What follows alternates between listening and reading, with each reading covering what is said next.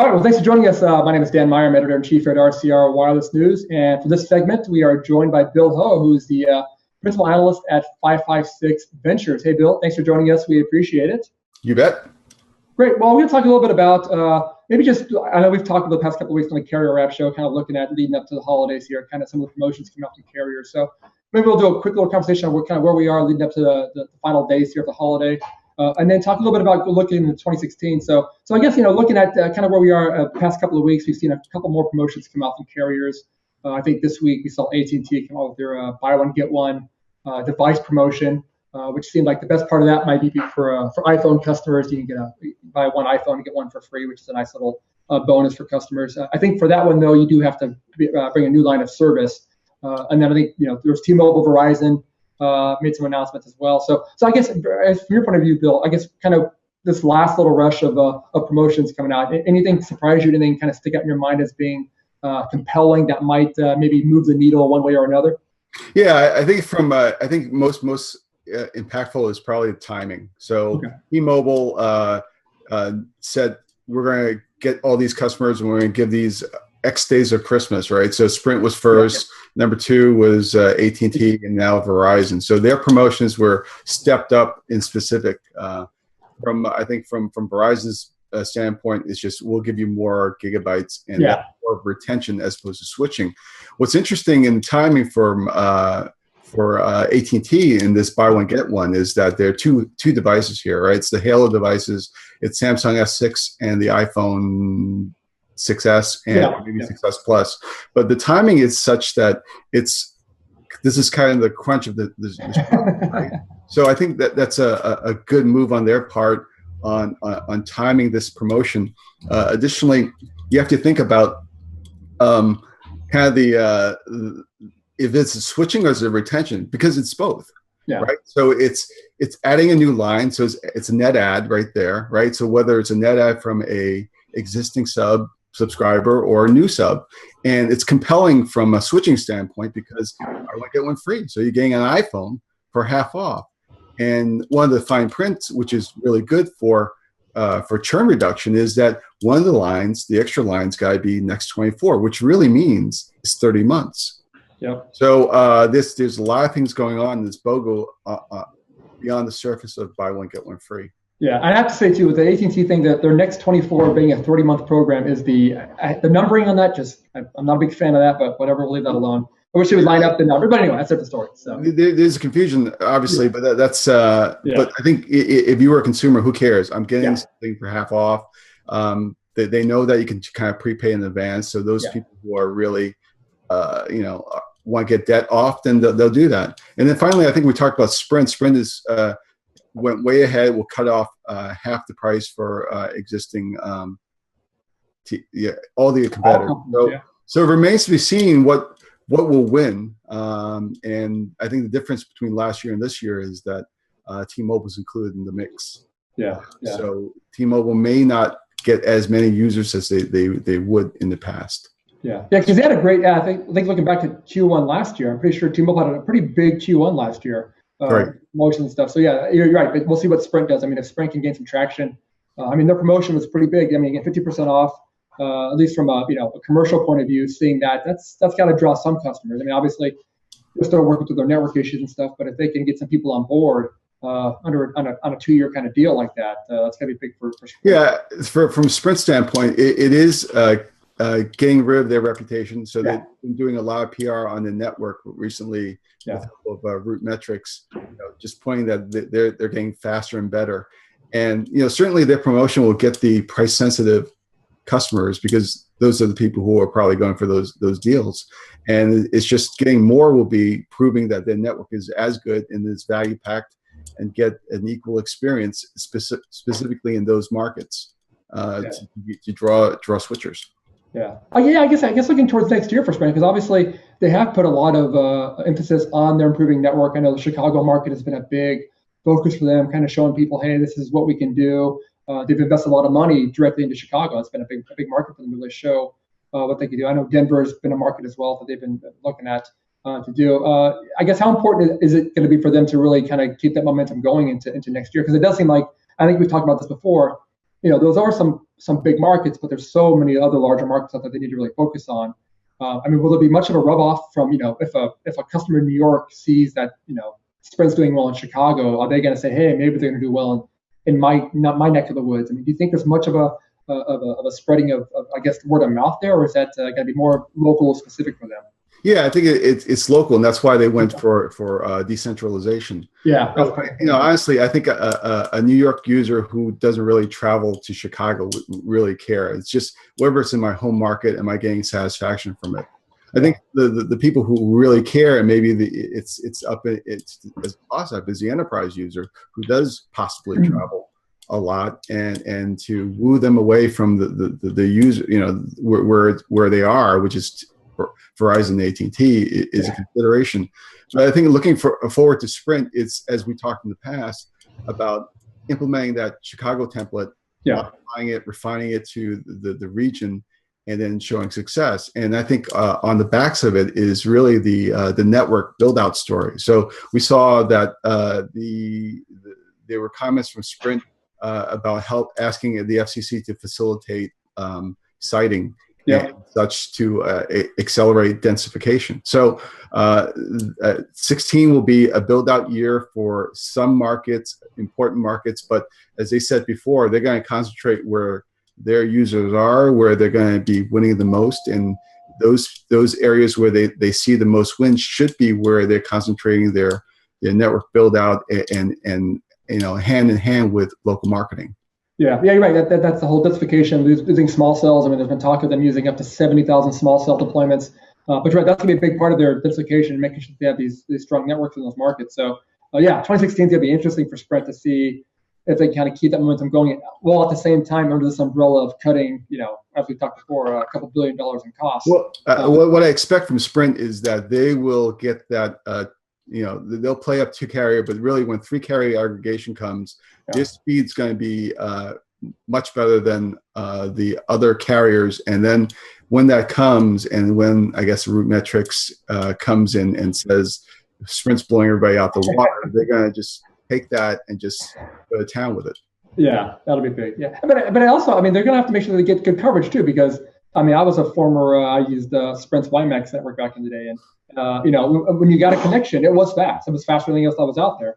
But getting a connection was always tricky with that. So they have to make sure they get some good densification and make sure that customers can actually not just see the speeds, but actually, be in an area where they can actually access those speeds. So if you think about it, that's what supposedly Network Vision is all about, because they have the 800 from the Nextel days. So that can give you all the way out to rural and exurbs and suburbs and things like that, and penetration to, and they have an international footprint. Yeah. So they can, in theory, use that to penetrate buildings and have that story. They've got the PCS, which is their bread and butter, and then with the speed and densification and capacity should be that 2.5. Yeah. So we'll see how that plays out. But another topic, I think, going into 2016, we kind of saw some of the fruits of this starting to happen, or this year, was kind of the focus on video now. And obviously, with T-Mobile doing their binge on thing, they really jumped, really headfirst in the fact that they're going to support video on their network. They got some sort of magic technology out there that's allowing them to compress the service. I mean, I'm sure it's pretty basic, but they're doing that with binge on. I know AT&T's got the DirecTV partnership, so they have some very good potential there for video. Verizon with their Go 90, which is off to a little slow start perhaps, but it seems like video is going to be a big part of maybe 2016. As you look at kind of what carriers have done so far, positioning-wise and technology-wise, and how they set up, you think, to support that next move towards supporting video on a cellular level, not just on a Wi-Fi or an offload type level.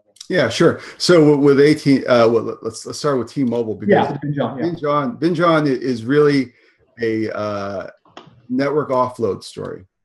All right, it's a customer feature story, but most of it is a network savings. Yeah. Knowing that, and they admit that maybe, I don't know, it was, did they say it was like 7% of their traffic was video? Yeah. It's probably similar in a lot of other carriers, but given that, that's why binge on exists, right? And I think in the investor conference, Neville Ray said that once they flipped the switch on binge on, they saw a 10% savings and a reduction in network traffic.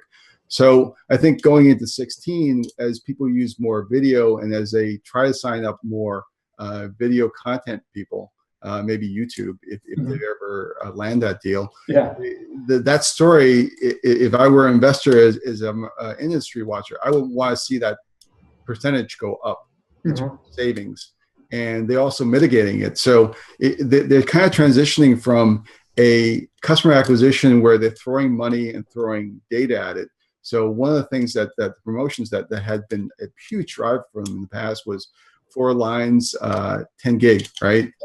For a certain dollar, I think it was 120. Yep. And now that 10 gig is gone. Now it's 6. So they're mitigating their network risk by decreasing that. They're increasing their profitability because the more gig you give away, the lower profit you get.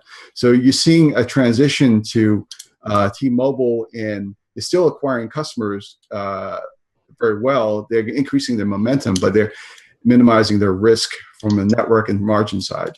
Yeah, that's pretty important for them right now, because I think I've been reading in a few spots where it does seem like that they are perhaps having some network capacity issues in some markets now, because again, they've been adding so many customers. I know they're refarming as fast as they can, the 1.9 to 1.7, but it does seem like that perhaps they are starting to hit a saturation point in some areas. But again, they have smart technology guys, Neville Ray's, been doing great there. But yeah, it does seem like they're trying to get out ahead of that issue. And obviously video is going to be a huge impact on everybody's network. And so yeah, they can somehow get something in place early enough to get that stuff moved over and get consumers used to perhaps a slightly degraded video experience. Right.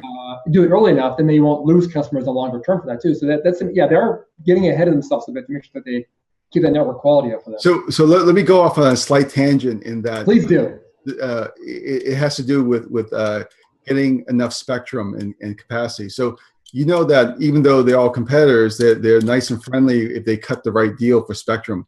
And Verizon and T-Mobile have, I think in the last one where it hit the FCC, there were discussions from an external source that said they shouldn't go ahead with it. But the heart of it is getting contiguous spectrum, right? It's more efficient if it's contiguous and you have it all in one pipe as opposed to multiple pipes, and you have to do carrier aggregation. So I think that will continue to happen. That T-Mobile is looking for contiguous as well as everybody else. So they're friends in that realm, so that everybody knows that you got to do it. Yeah. If the deal is right, then you got to do it so that you can maintain that capacity. Yeah, you're right. I think those deals were pretty much just aligning their spectrum. So like they had, whatever bands they had, they were contiguous with each other's, with their legacy holdings as well. So basically, they could, use less of a guard band, basically.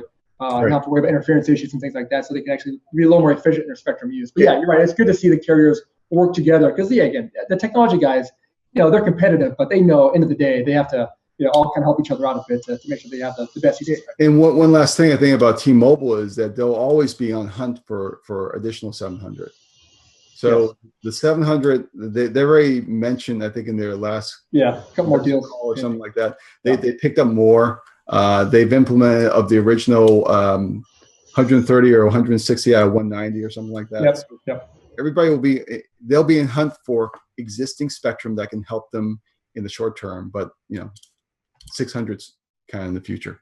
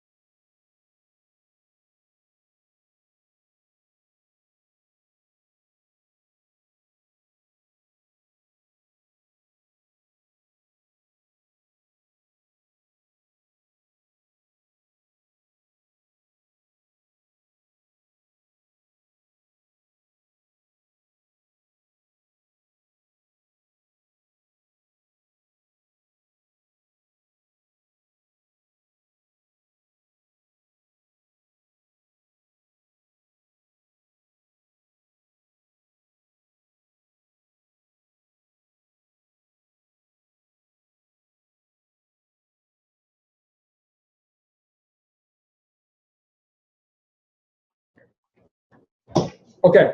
Hey, so sorry about that. So Bill, so we were talking a bit about the LTE broadcast and perhaps what might happen with Verizon and AT&T for next year and the technology. So you were probably talking for a bit about that before we cut off there. But I guess what are your comments looking ahead to 2016 when it comes to maybe the use of LTE broadcast for AT&T? All right, so I think from the alignment of content, LTE broadcast is probably coming in. I think from the industry watcher standpoint, everybody's waiting for that to come. In theory, it should have come in terms of demos and trials and things like that. Yeah. 15, but it didn't. But I think with the mentions about it by Randall Stevenson, their chairman, then it should be coming in 16. So I think it really is about the content. So DirecTV, and he talked about all the other content deals, more the mainstream stuff, which is from AT&T, more the OTT stuff hitting a specific audience from Verizon. But in both cases, LTE broadcast has the capability to put linear content. So I think both carriers talked about content such as sports. So Super Bowl, some event that can kind of spur on that, and then kind of with that there'll be monetization of the advertising. Yeah, exactly. And for those that don't know, LTE broadcast is basically a one-to-many streaming type of service, basically, for technology. Instead of a typical LTE connection, it's kind of a back and forth. This is basically a one from one spot, streaming it out to devices that are capable with the LTE broadcast signal.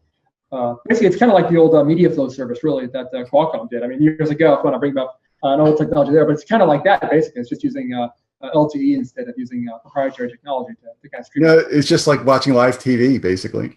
I guess we go to there too, sure. It's just like live TV, but yes, that's true. But right, and it's curious how they've been trialing these in the past at some big sporting events. But right, it does seem like it's taken a while for it to really kind of get out, because they've been talking about and trialing it for such a long time. But and that's why I go back to content, because as you a media flow user in the past, I know for a fact, we always talk about the content, and the content was less than stellar. Yes. And so I think with the DirecTV purchase and the access to content, the lower cost of the content can facilitate probably good margins on LTE broadcast or whatever the video service is. It enables sponsor data. So sponsor data has been talked about by both AT&T and Verizon. AT&T, I think 2 years ago at CES, talked about sponsor data. They've had other variants, but from a video standpoint, sponsor data does make sense. And I think both carriers have talked about it. So we'll probably see that go on and some service around that. Yeah, makes sense from a consumer point of view. Obviously, there's the regulatory issues that might come up when it comes to sponsored data, but that's for the FCC to wiggle their way through. So we'll see what happens on that. And then I guess maybe one final topic before we let you go here. Going into 2016, obviously the prepaid market is still a very competitive market. I know, again, with T-Mobile buying Metro and with AT&T buying Cricket, they've really boosted those offerings, and Sprint obviously with its various prepaid bands and all the MVNOs and TracFone out there. It seems like the prepaid market, perhaps while not as sexy as it never really is compared to the postpaid side, it's a pretty aggressive market at this point, and a lot of new offerings have come out about streaming music and things. Well, I guess, what do you see kind of happening in the prepaid space leading into next year? So in the prepaid space, I think a lot of the carriers have been focusing on high value users for a lot.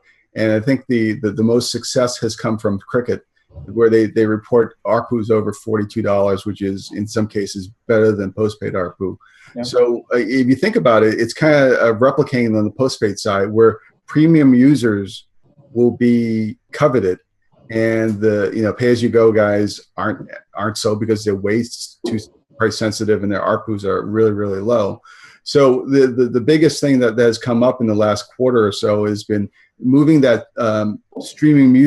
free streaming music to Metro, and then Sprint following suit. So the question is, will Cricket follow suit, or will they just ignore it, or will they have bring on a version of Move Music, which the previous Cricket have done, and will that be a kind of a hallmark and a feature, a required feature in the prepaid high value space? Yes.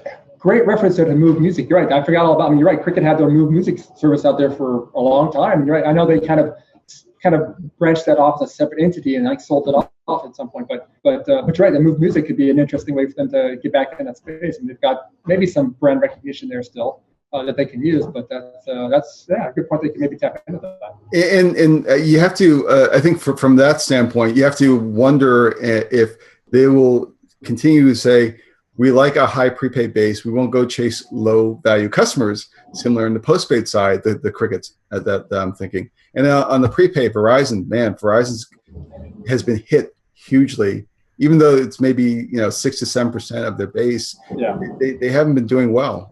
So it remains to be seen if they do anything. And then, from I guess all the track phone entities, they'll have their base, but it's just a matter if they lose or if they acquire more, and if all the other ones are impinging upon that base, and if they are going to fight back. Yeah, because I mean, does Verizon need to be more aggressive in that space? Because again, like you said, I mean, we've covered this a long time, and they definitely kind of just push it to the side and just kind of throwing little promotions here and there out there, but really not aggressively gone after it. But they've always been able to just talk off and say, that's not a big focus for us. We don't have to worry about that. But it seems like at some point they have to at least, put some sort of effort into it. I mean, I think that they've been doing token, but efforts in terms of promotions for that. But unless they do something drastic, I think they'll continue to lose subscribers, because Cricket's is touting the AT&T. I don't know, they're really not touting, but it's got the AT&T network, which is from all intents and purposes similar to Verizon. So from the value prop, all they have to say that our network is better is as equal as Verizon, and that premium for the premium prepaid user goes away from Verizon. Yeah, and I definitely would say AT&T's done a really good job getting that Cricket migration done. I mean, I think there were some issues initially with losing some customers there, but they seem to have really turned it around and really done a pretty good job positioning Cricket. They even kind of references it as a premium brand in the prepaid. Right. So yeah, they've done a pretty good job of really getting that turned around, and it's great to see that Cricket name. I mean, we covered this long enough. We remember the Cricket from the old Leap days, and for a while there they were growing pretty well, but it's good to see them kind of still out there. So with Cricket, it'll be interesting because they got a new honcho there. So John Dwyer took over for Jennifer Van Buskert. Yep. And so it'll be interesting because he's all about the AT&T postpaid experience. It'll be interesting to see if he kind of injects kind of the same flavor within the Cricket stores. Yeah, let's see what happens there. But hey, great, Bill. Again, we definitely appreciate the great insight. Always good to get your insight on what's happening with the holidays here, and also looking at next year. But we definitely appreciate the time today. Thanks so much for the time. Okay. All right, we'll talk to you again soon. Bye. All right.